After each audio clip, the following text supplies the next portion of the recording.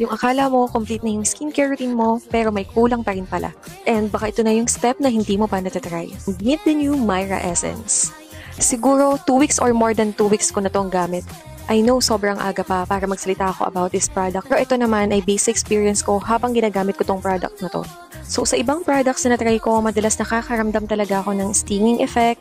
Minsan naranasan ko din na nagbabakbak siya. Pero with the new Myra Essence, wala akong na-feel na ganon. Sobrang gentle and calming niya sa skin. And ramdam ko talaga na yung balat ko ay smooth and moisturized after ko siyang gamitin. So maghihilamos lang ako sandali. Tapos pag-usapan natin yung ingredients nitong ating new Myra Essence. And alam niyo ba na yung ating new Myra Essence, merong niacinamide, AHA and PHA para sa gentle exfoliation, para mas mapabilis niyang mapabrighten and healthy and good looking yung renewal ng ating skin.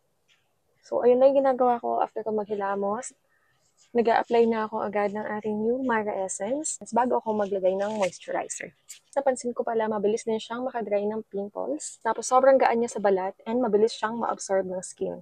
So, if you feel like something's missing in your routine, baka ito na yon. Kaya, try the new Myra Essence and see the glow for yourself. Dali, i-check niyo na yung yellow basket.